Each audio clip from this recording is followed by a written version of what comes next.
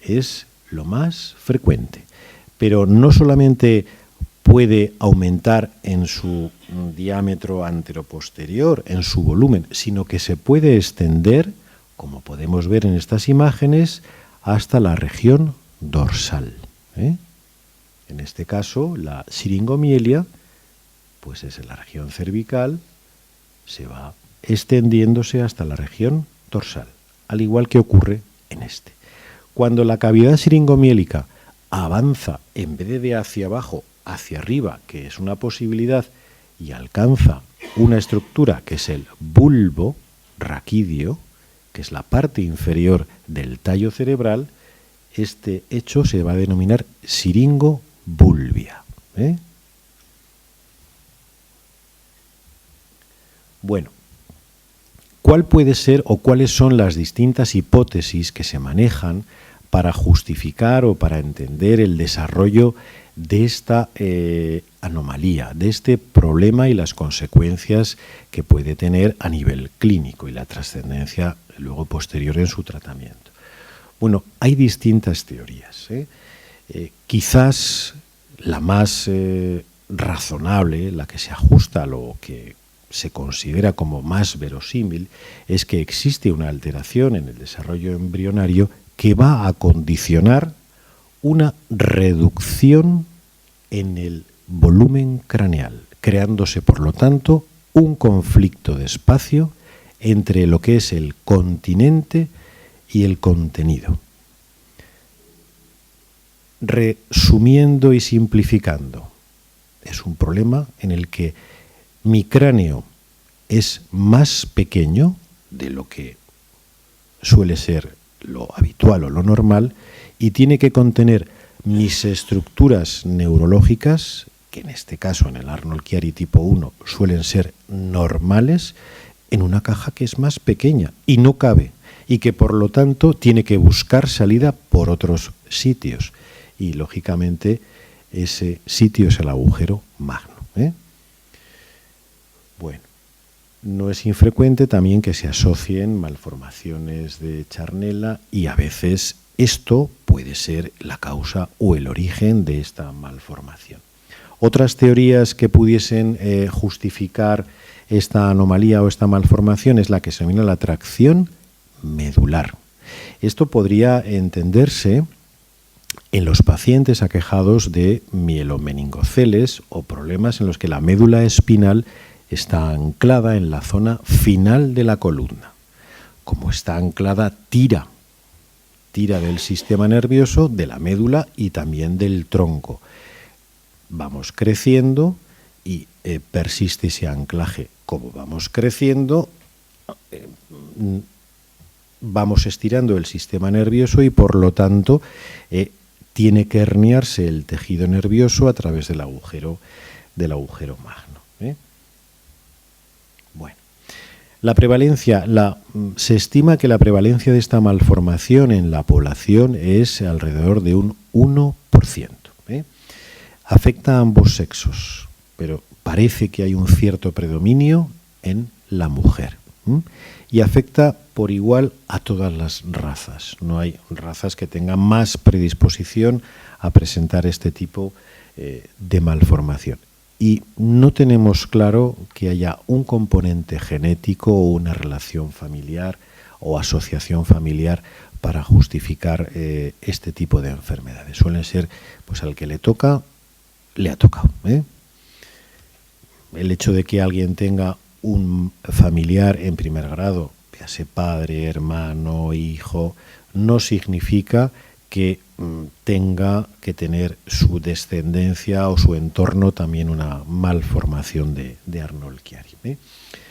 Los síntomas, salvo en las formas infantiles que hemos visto, que es la del tipo 2, los síntomas en la malformación de Arnold-Chiari tipo 1 suelen diagnosticarse en la edad adulta. A veces en la adolescencia, pero es más frecuente en la edad adulta, en torno a los 25, 45 años. Y es raro que den síntomas en pacientes de más de 60. Lo habitual es que se diagnostiquen antes. hay una serie de anomalías asociadas a este proceso, a esta enfermedad. Vamos a ver. Hay un hecho que es significativo, son las anomalías óseas en la unión cráneo-cervical. Alteraciones volumétricas, lo que les he comentado. Es decir, los pacientes con Arnold-Chiari suelen tener o tienen la fosa posterior, lo que hemos comentado, la estructura occipital más pequeña que la población normal. Es una anomalía que está reconocida. A veces se asocian otro tipo de alteraciones, como puede ser la platibasia, la impresión basilar, que son bastante complejas.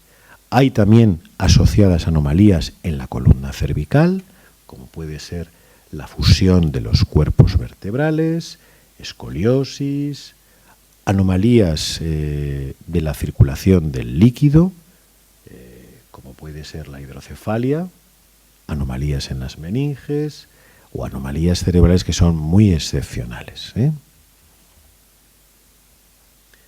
Bueno, ¿cómo debuta esta enfermedad? Pues en muchas ocasiones es un hallazgo casual. ¿Esto qué significa?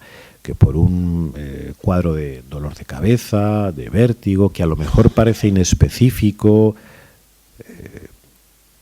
se hace un estudio de resonancia y se diagnostica de la malformación de Arnold-Chiari. No es infrecuente, no es infrecuente. Como comentábamos, las manifestaciones clínicas suelen ser entre los 25 y 45 años y el inicio de esta enfermedad puede ser insidioso.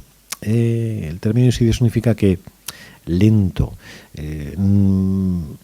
no hay un momento, una situación aguda, sino que empieza el paciente con molestias, que luego describiremos, inespecíficas, y que tienen un curso lentamente progresivo. Otras veces se pueden manifestar después de una maniobra brusca, una hiperextensión, por ejemplo en un latigazo cervical o en el contexto de una manipulación cervical, en el que un paciente o una persona con un problema de contracturas no afiliadas pues acude a un gabinete de fisioterapia o de rehabilitación y se hace una tracción que a partir de ahí desemboca en una clínica de dolor más o menos persistente, no justificable inicialmente por el hecho de la tracción. Eso es porque debajo existe este proceso malformativo que empieza a dar la cara, que empieza a manifestarse.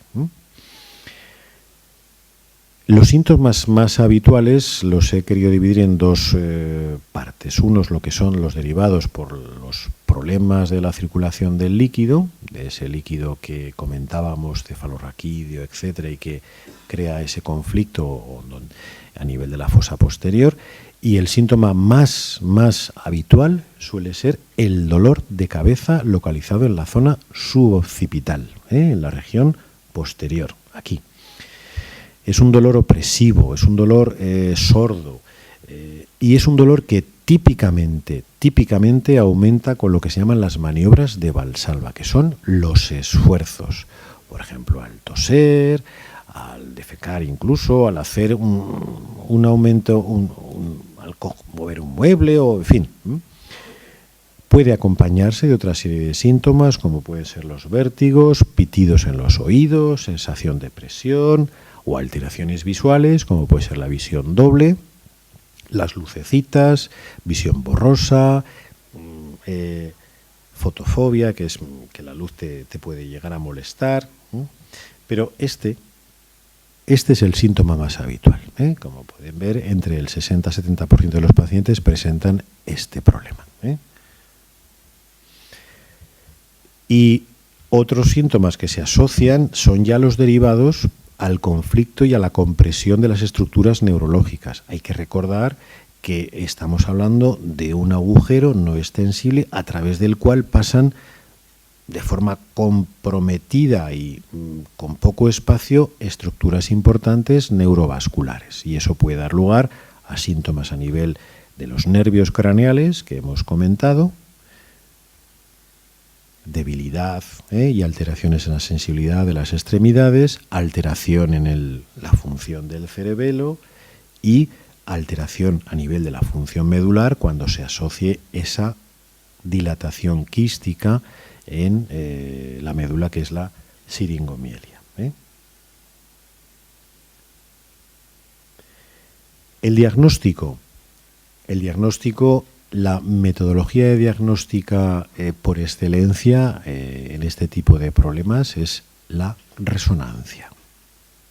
Una resonancia craneal es fundamental, es clave y es diagnóstica.